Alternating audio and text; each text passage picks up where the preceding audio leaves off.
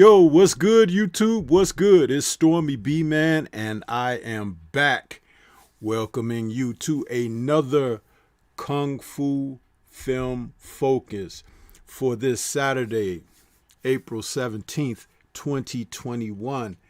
And this show is special because we are bringing along a classic basher for discussion.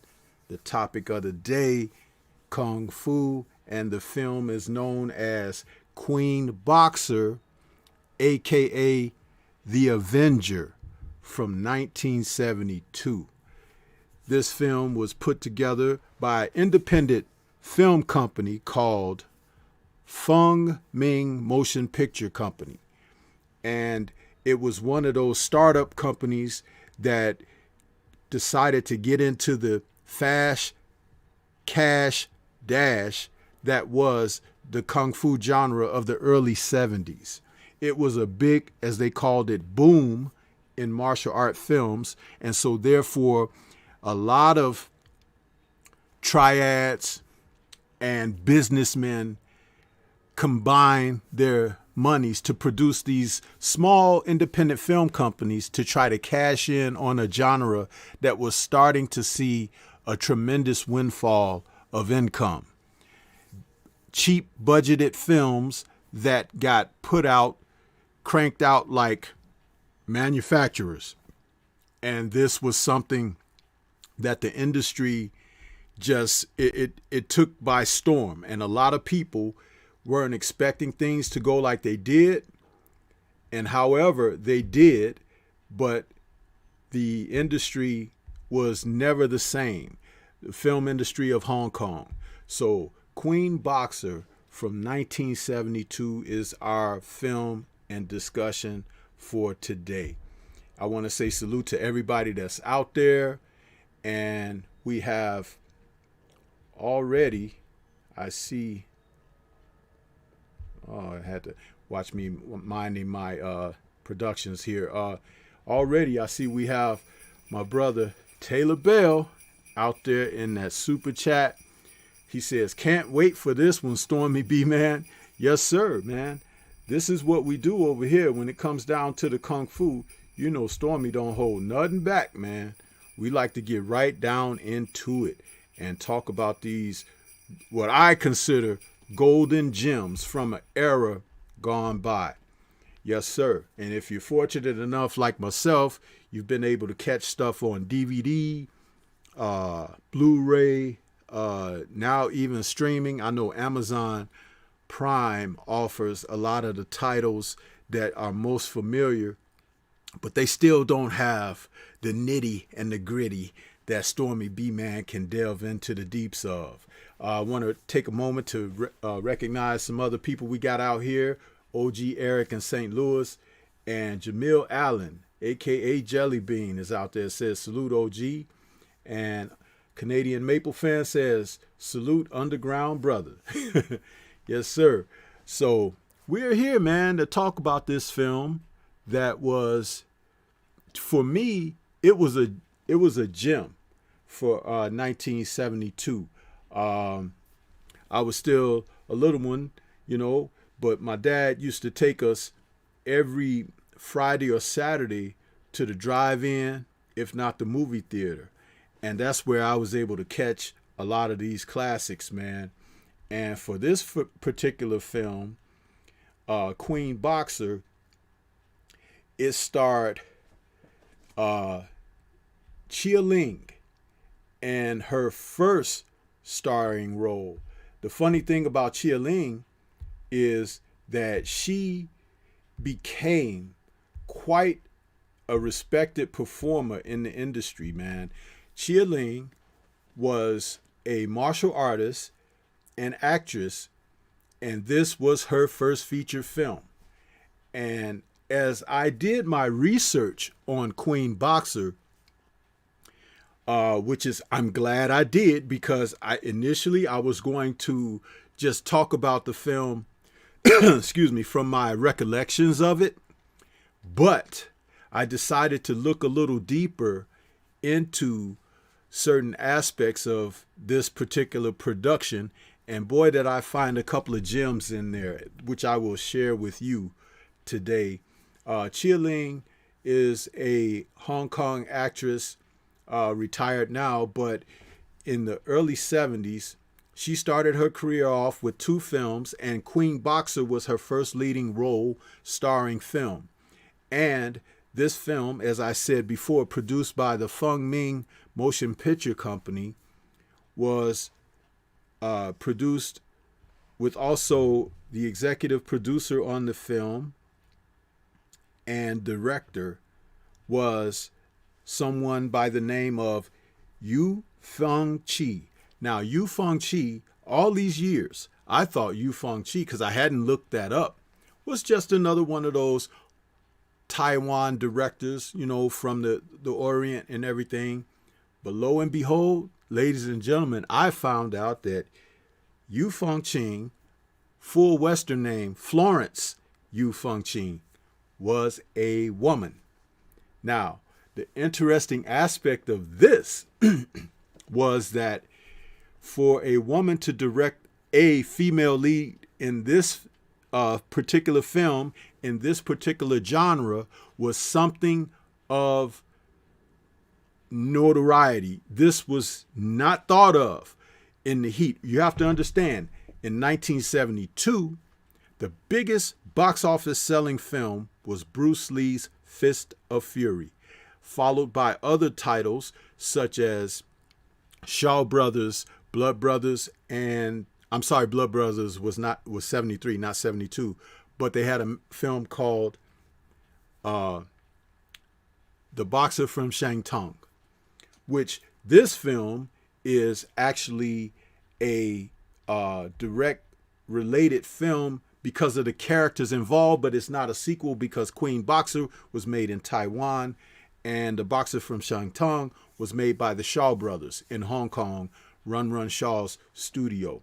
But when I found out that the director was a woman and she also had a stake in the independent film company that produced this film, I'm like, wow, man, this is what happens when you look into things and you research for yourself and you find out what's really going on. And you can also mark the history in what we're talking about, because even today, female directors are catching hell as far as being able to put out quality products, you know, for the industry that comes from their angle and their visions. And this woman in the 1970s, early 70s, was producing her own kung fu film with her own female lead. Do you know how amazing that is? Unbelievable, man. I want to take a moment to also acknowledge another super chat out there from the brother Underground Asylum. He says, salute Stormy B, man. Those were the days, seeing all these classic double features in the big screen. Appreciate what you do. Yes, sir, man. This is what I do. I love it. And I know there's a ton of brothers and sisters out there who love it too. So please do your part and share the content on various social medias, because I haven't got to that point where I can stream live on multiple platforms and things like that yet. Stormy is learning a great deal as he's doing what he's doing thus far. But I just want it to be known by you all that, you know, I would really love to be able to reach a greater audience and talk about these films and have people be a part of the discussions and also be on the platform with me and collaborate, because there, believe it or not, there's a huge kung fu film audience out there, my age, a little older, and of course younger, and even the newbies who might be currently introduced within the past 5 to 10 years. This is a tremendous genre. We really need to uphold what it meant to us to be able to see these films, because understand that when these films came on the scene, it was like the Eastern world's version of Westerns, huh? In the Westerns, we had our heroes with the hats and the horses and their 6-shooters and rifles, and we loved them. They had barroom brawls. They drunk and got drunk, and then they drank and got drunk, and then they fist fought and had campfires and things like that. Well, guess what? Kung Fu films are not unlike that. And so when we talk about these films and we reflect upon what they meant, it was really just an introduction to another part of the world that we had not been yet exposed to. And when Nixon opened up the opportunity to exchange commerce and material things, possessions and things, Kung Fu films came down that pipeline. And that's when we were inundated with tremendous films from the Orient. All of them were not classics, but some of them most memorable. And I have to say, again, going into talking about this film,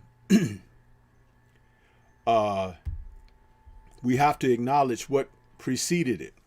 And that was Shaw Brothers, The Boxer from Shanghai, starring Chen Quan-tai, who many of you will remember from the Venoms films, you know, the Crippled Avengers and films like that. And he also played in other films with Tai Lung and David Chang, where they had ensemble films.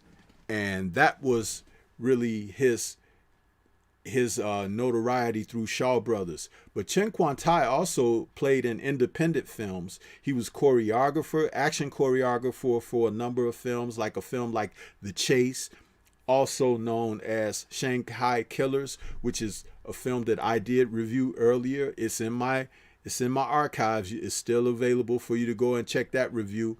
He also choreographed and was a part of films like The Bloody Fist, which was Chen Sing's starring role. And he was in that film as the main villain, but he also had to leave the production because Shaw Brothers was pulling him into their company. So there are scenes in that film, The Bloody Fist, where a guy walking around with a long hair wig and a mask on his face, sort of like these COVID masks that we're wearing today, right? He walked around through most of the film with that mask on because he was filling in for Chen Quan-tai. But in The Boxer from Shanghai, Chen Quan-tai played Ma Ying, a guy from Shanghai who came into Shanghai and saw the gambling houses and the villainy and the gangsters and things like that.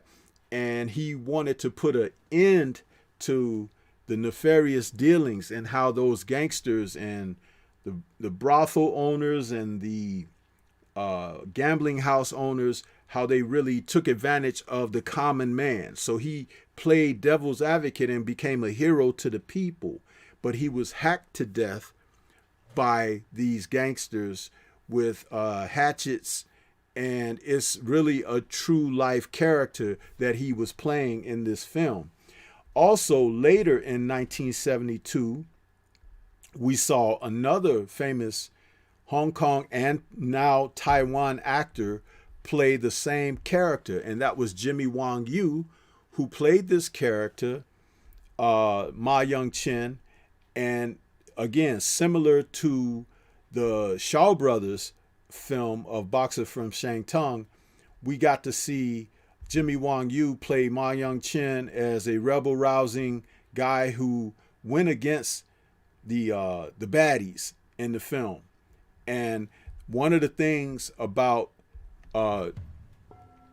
Jimmy Wong Yu's Furious Slaughter, it is noted, and I will be doing a feature on that film, it is noted that his character in that film was hacked with the axes and was left for dead at the end of the film. But the film produced a sequel, and it was called Ma Su-chin, which is who Chia Ling is playing in this film, but she was not in that sequel to Furious Slaughter. So as I'm giving you a little bit of background on these films, I'm trying to establish how they came about, who was participating, who put the films out, and what the relativity between them happens to be. Now, Chia Ling, in her film Queen Boxer, she is doing avenging in this essence. That's why the film is also known as The Avenger, okay? Because she's coming to avenge the death of her brother, Mao Ying, like I said, and again, played so successfully by Chen Kuai-tai in The Boxer from Shangtung, and by Jimmy Wong Yu in Furious Slaughter. And by the way, Furious Slaughter was produced in Taiwan, and just like Chia Ling's film Queen Boxer was produced in Taiwan. So with that being said, these are, you know, a little bit of details behind these films, and I love the genre so much that it's amazing that even before I learned the details of these films as I have, they definitely stood out in my memory as something that I could tell, like, there was something familiar about each movie. You know, I'm like, oh, this is, I recognize this person. I recognize that name, you know, and it's like, sure enough, that's what led to the understanding about how these films came about and who was doing what in each film. Now, that director that I mentioned, the woman known as Florence, excuse me. Every time I go live, I start getting a little bit of it's almost like I get my congestion from my sinuses. I apologize for that. Florence Yu Feng Chi, the director of the film. Now, again, here's a little photo of her from the late 60s, early 70s. And, you know, it's like this woman produced this wonderful film. And I just wanted to give the acknowledgement to her because a lot of people are not aware of that. And I wasn't aware that here we had an enterprising young writer, director, and producer who wanted to direct a film featuring a star in the role being a woman at the peak of the genre. Because 1972 was it. Bruce Lee's Fist of Fury had taken the box offices by storm, and all of these producers were looking to do something special with the films that they produced after that. They were even trying to get Lee to break his contract with Golden Harvest so he would come and make independent films with them. And he wasn't up to doing something like that. Lee had a lot more class and believed in finishing out what his contracts were with Raymond Chow and Golden Harvest. But with that being said, it's like you have to know that it was every man for himself back then in those days. And these guys, they just, those producers, they wanted people to just, you know, drop what they were doing. And because it was a gang world type thing behind the scenes, they didn't care, you know, if you broke contracts. They felt like that they could beat them in court or whatever. So, you know, that was the way that they conducted business. It was one of the reasons why Lee wasn't very popular amongst those gangsters and everything, because they felt like he was changing the industry. He was changing the way that they did business.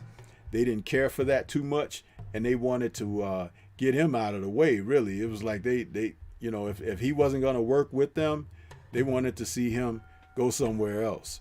You know what I mean? So that was one of the things that they looked forward to. Also, here are a few of the theatrical movie posters for the film. The one that's just behind me is the one that was here in America. And what's interesting about that particular poster is on the poster, Chia Ling's name is advertised as Judy Lee. and she was supposed to be promoted as the sister of Bruce Lee. And you know, it was back then, everything was attached to something that was kind of, you know, how do you say it? It was like, it was lies, you know. Let's just say it like that. She was not Bruce Lee's sister or whatever, and people was thinking that. People was like, oh, Bruce Lee was so bad, this is his sister now, you know. And so the movie producers went with that, and they really drove that very hard. And it's interesting because as Chia Ling went forward with her career, she made sure that producers put her name on the bill as Chia Ling and not as Judy Lee, because we remember her being Judy Lee because of this film. And let's just say that the producers ran into some trouble with advertising this film as they did. Another note about this film was that Isaac Hayes' theme from Shaft was heavily used in the opening credits and throughout the film. And there were lawsuits being filed and everything like this. And it was just a mess. And they dumped it all in poor Chia Ling's lap. It was her first starring role.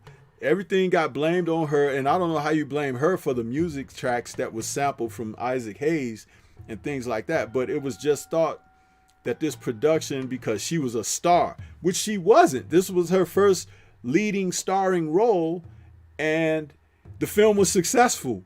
But it wasn't her fault that the producers chose the music that they did, that, you know, the various ways that they advertised certain things.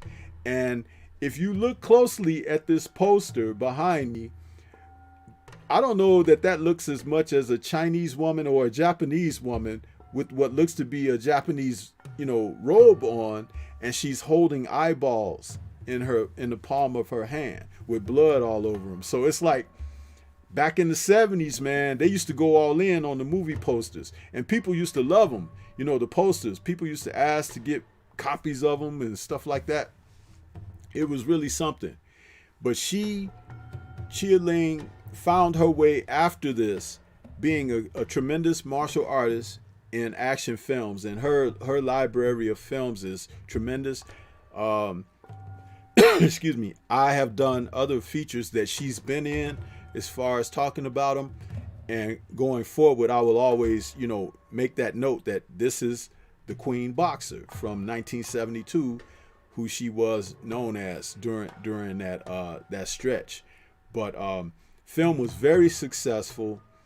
It was one of the reasons that Golden Harvest wanted to ramp up their action with their female martial artists and action stars, which were early on Nora Mao, Maria Yi, and then Angela Mao Ying. Now, Angela Mao Ying actually became the real martial arts star out of them because she knew martial arts. She was in a part of the I believe it was the Taiwan Opera, where she learned her martial skills and her flexibility and to do acrobatics and things of that nature. And she paired up with Sammo Hung, who was the resident action choreographer for Golden Harvest Studios. You know, old chubby Sammo Hung. And when people look at Sammo Hung, he was behind the scenes in Shaw Brothers doing stunt work, assisting with choreography and everything like that. And when Raymond Chow broke away from the Shaws and started up his own studio, which was Golden Harvest, he brought a few select performers and skilled personnel from Shaw Brothers Studio with him. So this is, you know, something to be acknowledged here, that Sammo and Angela Mao paired up early in their careers, and he was one of the ones that helped her look good on screen because he knew how to choreograph fights for her to make her look fierce even amongst a sea of men. I want to welcome to the channel and membership, we got Christopher Joynet, my man that's out there.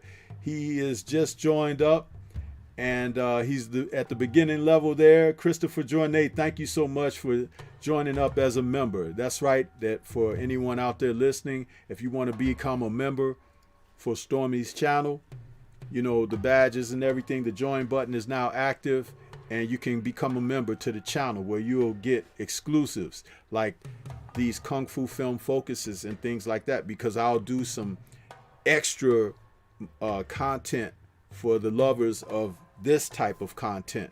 I'll still be doing my boxing, you know, and I'll have extras with the boxing, but given time, we'll produce that, and people who join up for the memberships, they'll have exclusive access to that first and foremost, and then if anything is going to be released to the others, you'll be the first to be able to enjoy that content. So thank you again there, Christopher Journay, for signing up. I know we've got some brothers who have jumped in there, like the Jab Jamboree, and we have so many, Blackhound TV, Jared Green is out there, Ron Hall. He says, these movies are classics. What I don't enjoy about the new martial art movies today is the lack of Chinese culture and mythology. Yeah, everything is like glossed over. Those films from back in the day, those films, they were based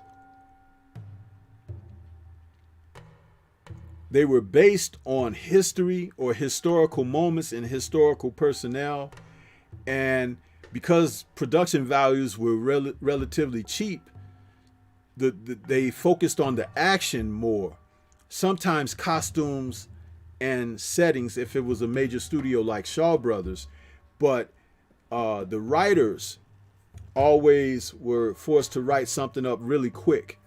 Today they will allow the writers to be more embellishing, but they seem to cut corners on the action now, and they use more special effects than they do actors who can actually perform the physical feats, that brings the level and quality of martial art films down tremendously, because with martial art films, it's about the martial arts. It's not so much about the backdrops and the scripts and stuff like that, because again, if you have tremendous martial artists, you have to be able to choreograph them in a way that's fresh and to present them to the public in an exciting way, and they seem to have lost that, you know. So yeah, just want to acknowledge that with people. And my man Underground Asylum out there, he says he's welcome to the disciple level, the true student. See, and I did put levels there for the people that decide they want to join for the memberships, because there are separate entities. You got your beginners, who are the Todai. Todai in Chinese, that's you're fresh, you new, you're green student, you right out. Now, the disciple level, which Underground Asylum has decided to select, he's the true student, huh? He gets to call me Sifu, and he knows what that means. But the Todai, you know what I mean? They might come in and be looking around like, man, why we got to take our shoes off when we walk on the mat? Because it shows respect, fool. You know, that's it's like. But yeah, I really appreciate you guys joining the memberships, man, because Stormy is really trying to do good things with the channel, and being a part of that doing the memberships is going to help us get to where we want to go, man. So salute to you brothers for doing that, and I hope that many others will decide to follow suit, because I'm excited, you know, about what we can do in the future with the channel and the particular content that I like to produce on Stormy B Man's channel. So salute to you brothers for that. Yeah, another thing about this is this film was, even though it was Chia Ling's starring role, she doesn't get going in the film very very much until the middle point of the film. And keeping her in reserve like that, that's good, because man, she can fight. And she seemed very versed in handling the knives in the fight scenes and stuff like that. But boy, she more than held her own against the assortment of bad guys that she faced in the film. And I really enjoyed that aspect of the choreography for her, because they really took their time and presented her in a way that made her come across as most fierce, very fierce. And when you have that, and you put these actors and actresses out there like that, it sells to the audience very well. So, but let's get to the story of Queen Boxer. Queen Boxer is a film that sees Ma Su-chen, played by Chia Ling, coming to Shanghai because her brother Ma Ying was killed. And if you saw the boxer from Shang Tsung or Furious Slaughter, those were the characters played by, in Boxer from Shang Tsung, Chen Kwa-tai, and Furious Slaughter, played by Jimmy Wong Yu. And she is noted to be from the Ma family from Shang Tsung. And although Ma Ying was a tremendous fighter in his own right, the legend had it that Ma Su-chen was better than Ma Ying, and that the mother was better than both of them. So they came from a martial family. And in the film, featuring her as she went about her deadly druthers and looking for revenge, she comes across a character in the film played by Peter Yang Kwan. And Peter Yang Kwan's character is essential to the story, to drive the story forward, because his character was a gentleman who didn't care much for the gangsters in the town and the gambling houses and the brothels and things like that. And his character was Fan Ko. Fan Ko was very much an opposer to the baddies, and he wanted to see those guys taken out, and he wanted to fight against them himself. You know what I'm saying? So he meets Ma Su-chen early when she's coming into town. She stops at his little, he's got a little stand that sells food, and the bad guys come up there and try to shut the stand down because they won't pay protection money.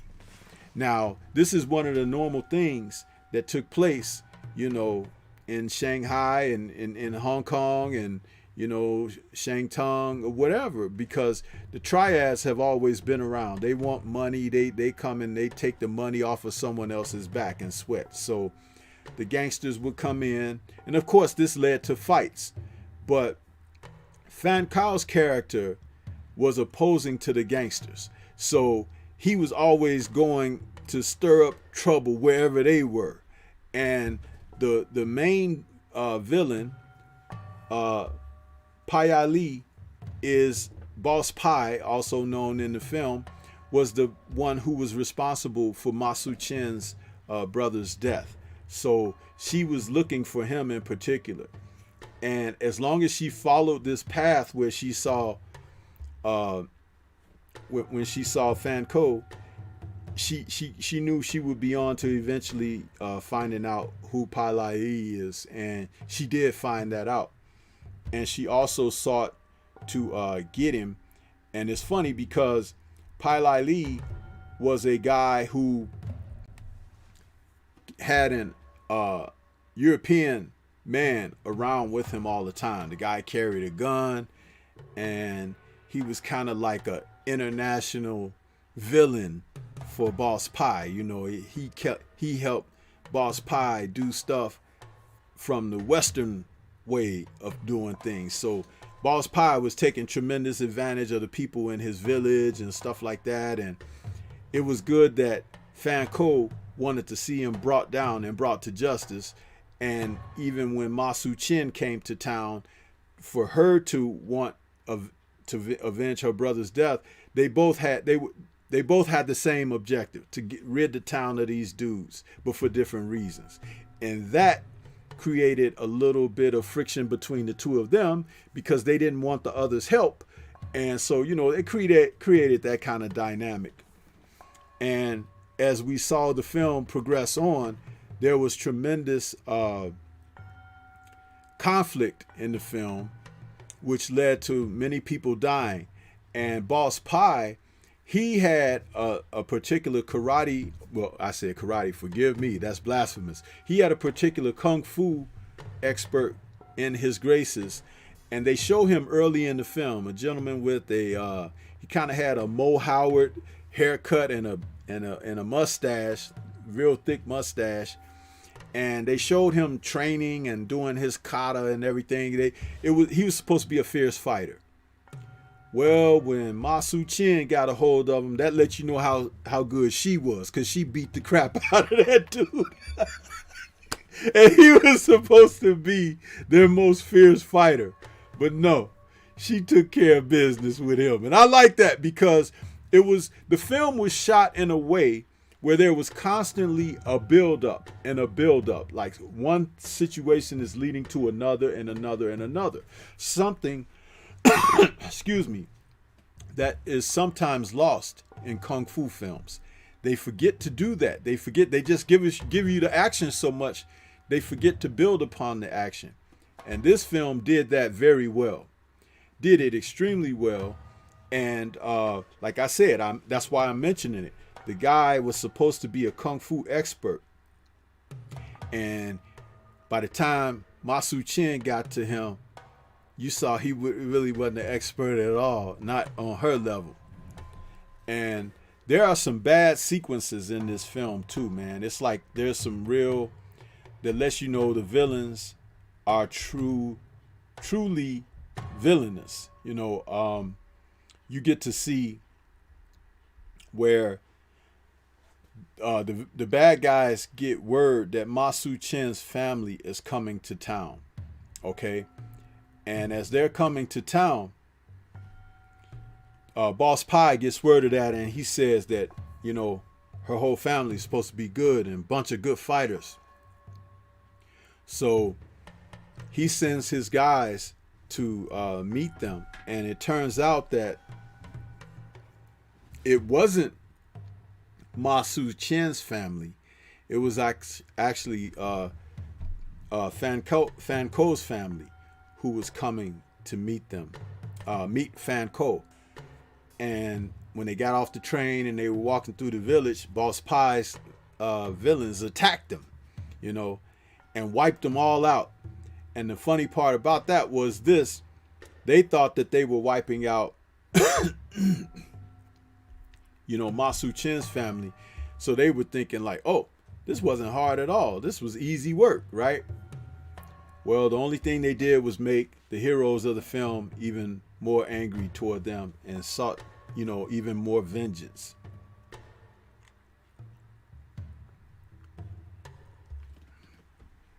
I hope that you guys are enjoying this show and my recollection of it.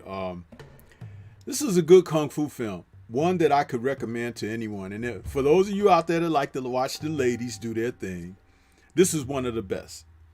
Highlighting Chia Ling's performance under the pseudonym Judy Lee, where she had no relation to Bruce Lee whatsoever, but this film was actually marketed like she was Bruce Lee's sister. I mean, they put that on the poster, and it wasn't just like an advertising for the film. It was like they were trying to sell, this is Bruce Lee's sister, y'all, so watch her. She's every bit as good as him and this and that. That's how they were advertising it back then. And we, a couple of years later, people realized she was no relation to Bruce Lee, but that's how she was sold and marketed for this film. But yes, Cao Fei's his character in the film, Fan Cao, I say Cao Fan. Fan Cao's character, he gets shot by the European guy who carries a gun. So he's wounded now, and he has to hide out, try to recover and everything. But they find out where he is, and they do away with him. So now you know that only leaves Judy Lee, Masu Chen, to take on Boss Pie and all of his men there. And in a tremendous moment in cinematic history, I think the last 15 or 20 minutes of the film is her fighting those guys. And that's a long fight scene, bro. But she is going through those guys and she's beating the crap out of them. And she is taking on a tremendous, level of opponents and their obstacles in her way as she's trying to get to Boss Pie. She kills the European dude, which got rounds of applause from the audience. And she killed that kung fu expert. And as you see her in her white robes here, she wore that under her regular Chinese outfit because what she recognized was, she said to Boss Pie in the middle of the film when she first came across him, she said she came with 2 coffins. And he was like, why did you bring 2 coffins? She was like, one for you, and if I'm not successful, one for me. But she said, but you gonna die today. And that was her, way of going at him. And it was tremendous. I mean, this was before Angela Mao, right? This was really before Angela Mao. So when you see this woman doing her thing, it was really exciting, man. And she was kicking some tail, okay? This woman was really kicking some tail in this film. So just know. And I actually decided to kind of present a little of it for you.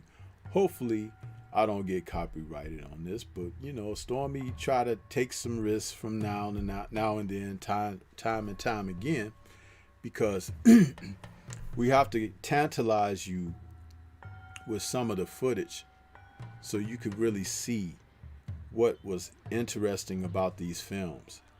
And this lady, she could handle them. This is an earlier fight scene that takes place just before Fan Kao gets shot, and she has to take him away from the scene to, get him to be nursed back to health or whatever. But just in this scene alone, you could see the fierceness of Judy Lee, aka Chia Ling, and she's fighting these guys.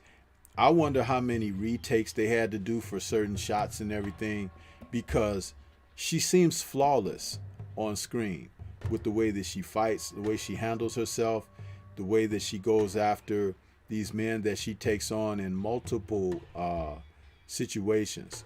And if you think about it, there are no quick cuts with her fighting. There are long shots where you can see her basically from head to knee or head to floor, and you can see her doing her own martial arts, and she's taking these guys on, and she's doing it very well. Very well. I like to give respect to the martial artists when they are performing in a manner where you can see their skill set on the screen.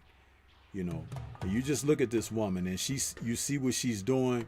She's handling these men. She's doing the techniques, and they look realistic. You know what I mean? And remember, this is 1972. So even though the film takes place in the early 1900s, we're considering the fact that this woman is doing techniques from a woman point of view and perspective that you didn't see a lot of that. There's that guy with the mustache and the Mo Howard haircut, and he's trying to take her on, but you watch how she handles him. This is not where she gets rid of him yet, but it's early enough where he sees that she's formidable and he ain't just going to be able to whoop her tail. You see?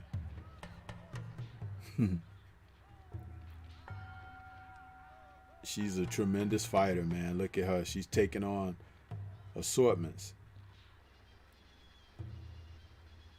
All right, and that gentleman there, that's Fan Ko. He's coming in there. She's fighting the very guys he want to get rid of And she's like, I don't need your help. He's like, I ain't come here to help you. I come here to get rid of these dudes myself. And they both are teaming up in a manner of which they didn't expect to fight the same villains.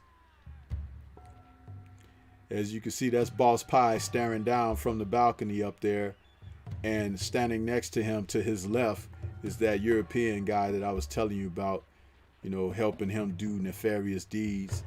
And he's like, yeah, you know,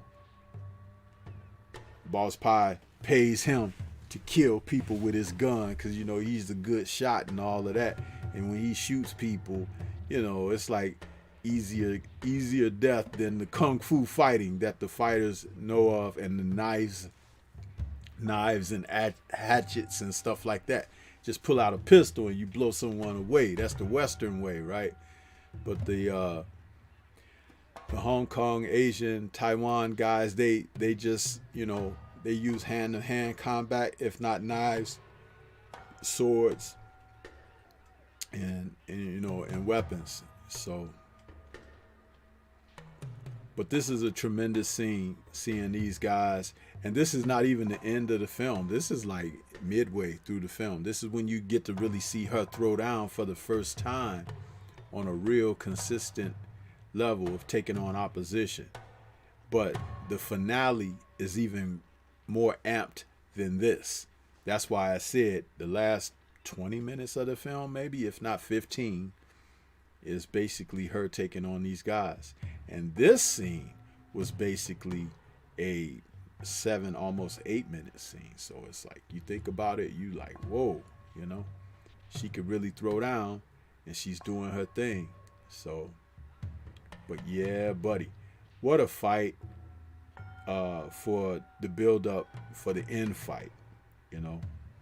And I purposely didn't want to take the end fight, which is like so long. Like I said, I want you to try to check this film out for yourself, and you see it for yourself, and you understand exactly what's really going on here, you know.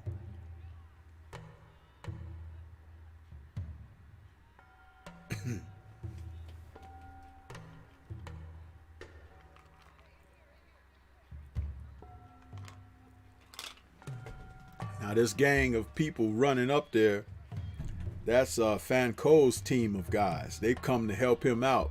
And he was like, go home, you know, I don't need you guys. And they come in there to help get rid of some of those numbers, you know what I mean? Which was kind of cool because they supporting their brother.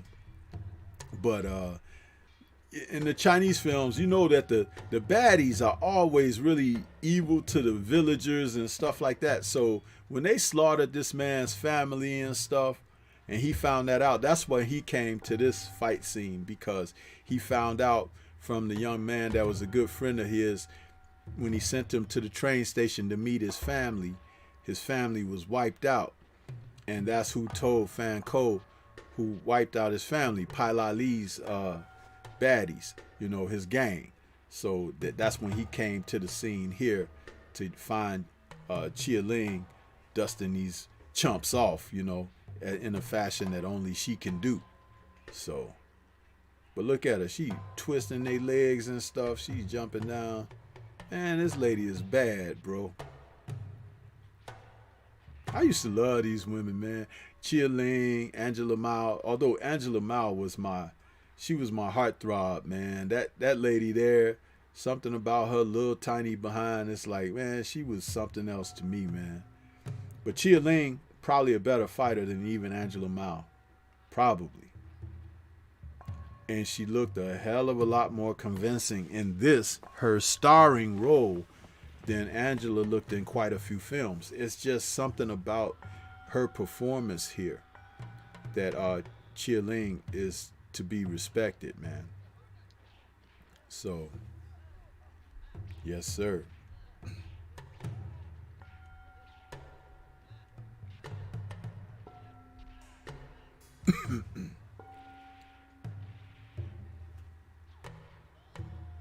Yeah, she got him.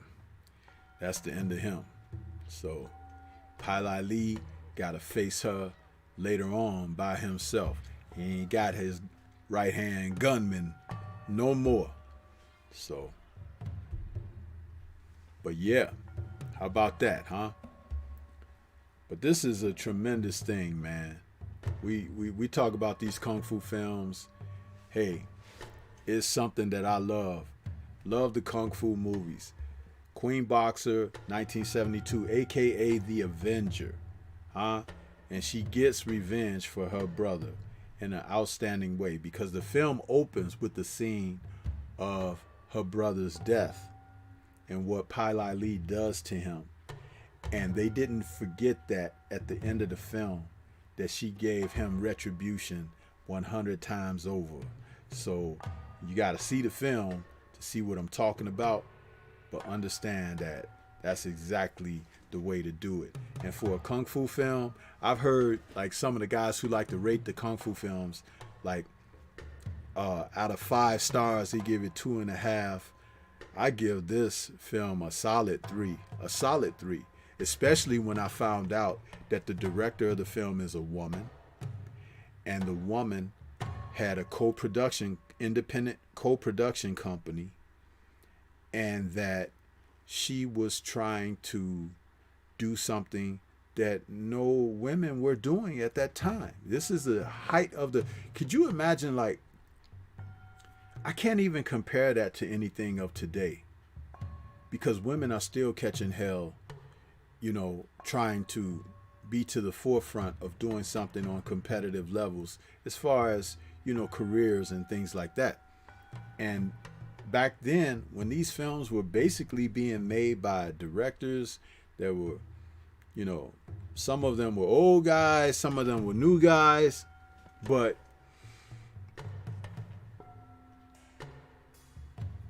they dominated the genre. But this woman produced this film, and this film being a classic, like what I consider it, I mean, it's right up there with Furious Slaughter and The Boxer from Shanghai.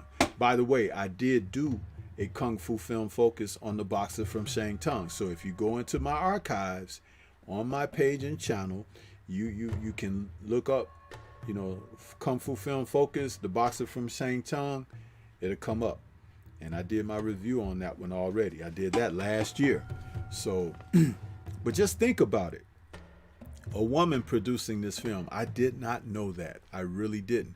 They say you can learn something every day as long as your mind and your heart is open to it. And I learned that, and I'm forever grateful because it makes this film that much more important. And it was Judy Lee, aka Chia Ling's. It was her first starring role. And what a film that she came out and she kicked butt and kicked butt and kicked butt all through this film. And she did it with pizzazz. You know what I mean? So, yes, sir. But what can you say, man? It's like, you know, you watch these films, you see these people doing what they do, and you just have respect. You know, have respect for what they do. So, yeah, you know.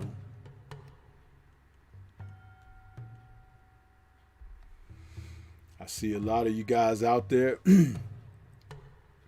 but not commenting. I don't know if you're doing multitasking or if you're just listening in or what.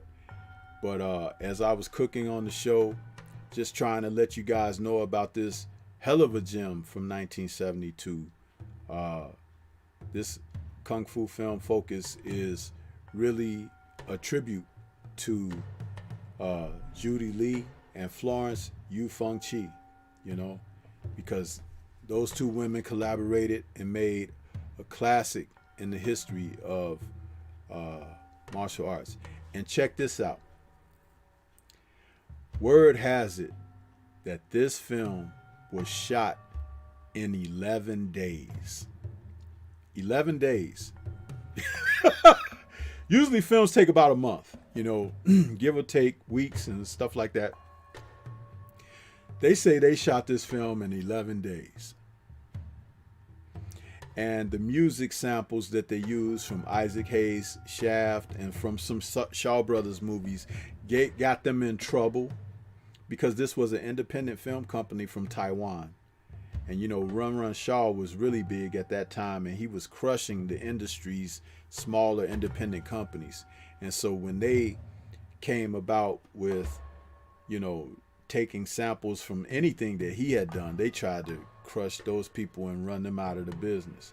Now, I don't know how long the Fong Ming Motion Picture Company lasted. I haven't looked that far into my research, but I will tell you this: for a gem like this particular film, they did an excellent job. And if it just be the music samples that really caused the most of the problem, and them lying that Judy Lee is Bruce Lee's sister and all of that, you know, hey, there has been worse things done, right? But this is a gem, a classic, and I hope that you guys get a chance to check it out for yourself. You know what I mean? It's a great day in the kung fu film industry, man. Great. So, but yeah, that's gonna be about it for today. You know, I'll, you know, go ahead and get on out of here. Stormy gonna sign off for now. I see my man Big Homie Coop is out there. Christopher Journay is out there with the also with the badge for the membership. It's good to see you brothers signing up for the membership for the channel. I really appreciate that, and I will even work harder to try to bring you quality content.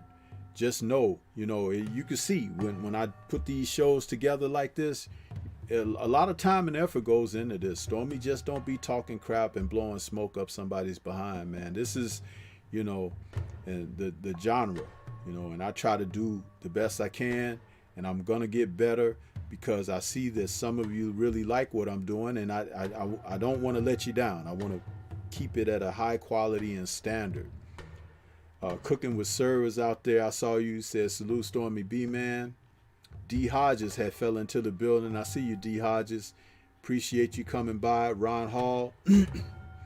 He said Furious Slaughter is Jimmy Wong Yu's finest hour. It may have been. Furious Slaughter was a darn good film, and I've been trying to find a copy of it where the color of the film is not so washed out. Maybe that was just the terrible film footage that the film stock that they used for it at that time, because they were really cheap back then, you know.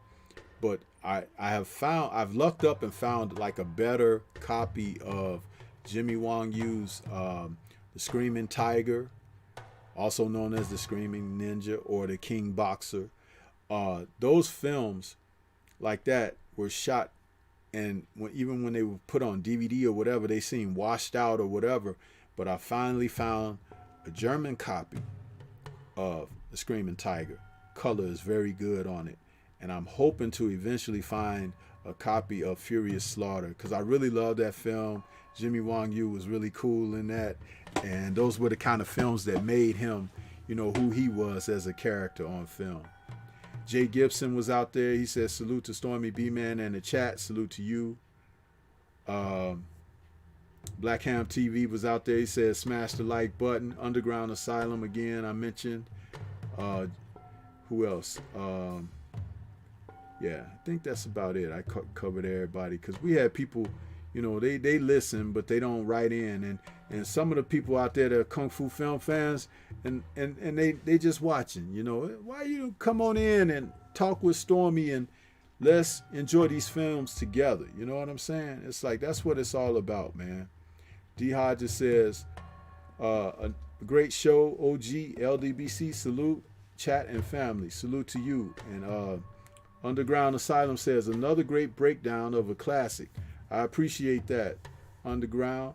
And again, once again, I'll say I appreciate you becoming a member, man. I appreciate it. And King Vonnie 86 is out there. He says, peace. I appreciate that, man.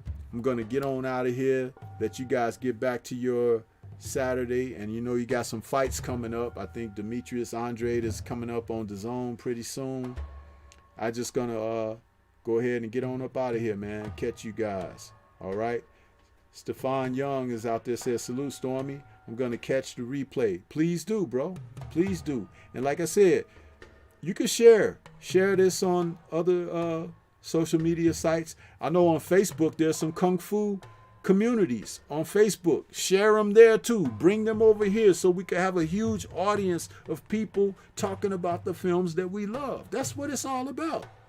I don't think I'm doing anything special. I think that I'm doing something that we who love this genre have an eye for and have an ear for and want to discuss it. I would love to have more people on here with me, bring them on a panel and we discuss the films. But you have to start out crawling before you walk, and you walk before you run. And I understand that process, but I just want to get there. You know what I'm saying? And I want to get there together. You know? Stefan Young says, a good film is Dance of the Drunk Menace. Yeah, Dance of the Drunk Menace is definitely a classic, you know. And don't be surprised if you see that title pop up in one of my Kung Fu film folks. Listen, I can't talk about every Kung Fu film when I do these, right? I talk about one, and I give you the breakdown, as it was just said a moment ago about my breakdowns. I give you that breakdown for the one film.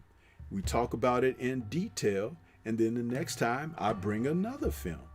You know what I mean?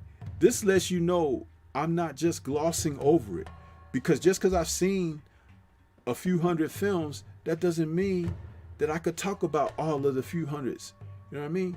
But what I can talk about is each one individually, and that'll let you know the depth that I have taken to go to share my knowledge, my experience, and you know, my observations of what that whole process is. Like I said, I studied on this film before going live and just found out a couple of things that I didn't know. This film was shot in 11 days. 11 days. Huh? That's something else. So, yeah, I'll be moving on here and catch you guys on the next one. And I hope that you can, you know, enjoy the rest of your Saturday, as I said. All right? Peace to everybody out there. Smash the like button on the way out if you didn't on your way in. And understand that down there in the description box is a link for the Stormy B Man Show, for you can, you know, pick up merchandise. And there's also a link there for the Black Gentleman's Grooming Company, which I'm a spokesman for. And it's a shareable link. You can click that and, hey, get you some items there from the Black Gentleman's Grooming Company. And you'll find that if you enter the code Stormy B Man, you get 10% off. Huh? So that's a good deal all the way around, ain't it? So get on out of here. You guys, peace. And I'll catch you on the next one. All right.